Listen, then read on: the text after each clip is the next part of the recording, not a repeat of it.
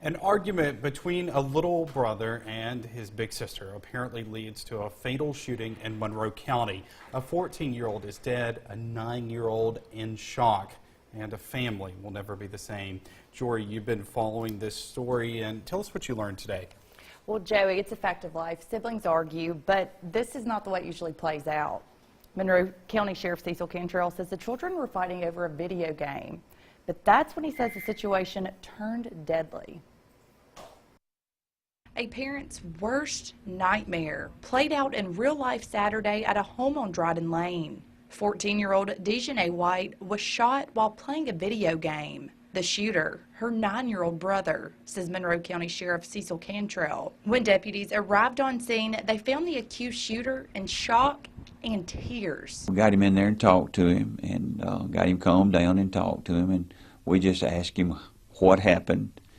He told us that they were playing a video game and he wanted the controller, and she wouldn't let him have it, so he went over to the nightstand where there was a gun, and he got it and come up behind her and shot her. Cantrell says the .25 caliber gun belongs to the mother's friend, who also lives at the house where the shooting took place. The mother heard the gunshot, and she ran to the bedroom and found the little girl laying on the floor. From there, she was rushed to Amory, then transported to Le Bonheur Children's Hospital in Memphis. The injury was fatal. Dejanay died Sunday night. Sheriff Cantrell says it's a case that's unimaginable. Kids now, they play these video games.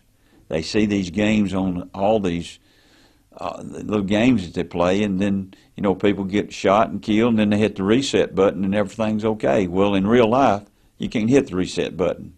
So I don't know if that had anything to do with this or not.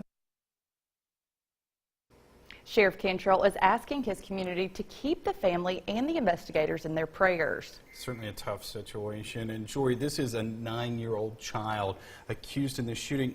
What happens next? Well, Sheriff Cantrell says, to his knowledge, the child is at home with his mother. This is a case for the juvenile court, a difficult case. The district attorney's office will make the decision if they want to try someone in this case, and the sheriff also says it's not known at this time if any charges will be brought against anyone else.